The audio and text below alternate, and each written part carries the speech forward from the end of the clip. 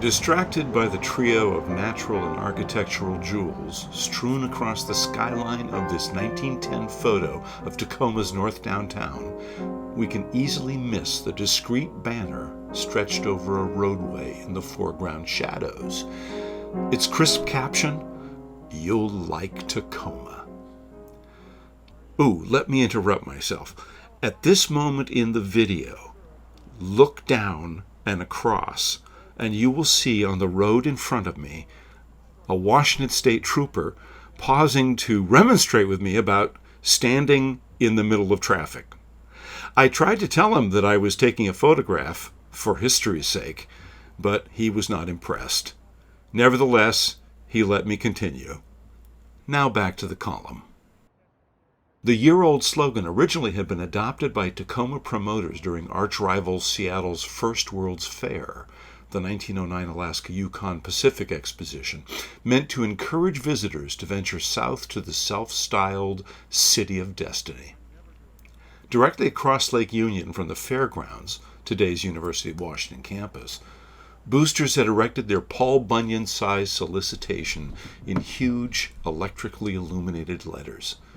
The motto was both an invitation and a prophecy, gushed the Seattle Post-Intelligencer, and it fit Tacoma like a new glove, neat, apt, modest, and winsome. The $30,000 campaign also included buttons, flyers, and paid ads.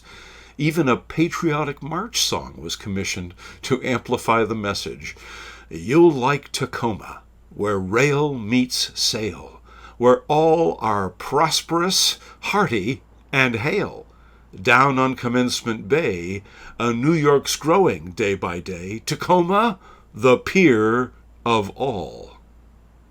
For Paris-born photographer Paul Leo Richard, his popular then photo, captured a year after the exposition, was a valentine to his adopted city. Fresh off the boat in 1891, the ambitious Frenchman wore many hats: inventor, investor, and innovator, but is best known for documenting and celebrating the shining attributes of Tacoma. This notable municipal portrait also subtly tweaks the Tacoma-Seattle rivalry. Just for fun, let's keep score. The mountain that was God, a mere 40 miles to the southeast, looms gloriously large. Tacomans persisted in calling it Mount Tacoma, or Tahoma, its native moniker, disparaging the Seattle and USGS-approved namesake, English Rear Admiral Peter Rainier. Names aside, Tacoma has always rocked the mountain view. Point Grit City. At center, Northern Pacific Railroad's headquarters, completed in 1888, overlooks train track ribbons and Commencement Bay. The creamy, stucco-covered structure also commemorates Tacoma's 1873 triumph over Seattle when the railroad chose the tiny, population 200, unincorporated town as its western terminus, in one fell swoop, breaking more than 1,000 Queen City hearts. Point the City of Destiny for the snub. At right, just across Pacific Avenue, stands Tacoma's commanding Old City Hall, built in 1893. A superb example of Italian Renaissance style, its 8-foot thick foundation walls support a freestanding clock campanile tower slightly tapered to emphasize its soaring 10 stories. Seattle, having just erected a more utilitarian Flatiron City Hall in 1909, might well have expressed envy. Point, you'll prefer Tacoma for the win. In our first then photo, in 1910, this view looks south along Tacoma's Pacific Avenue, featuring the Northern Pacific headquarters in center left and City Hall.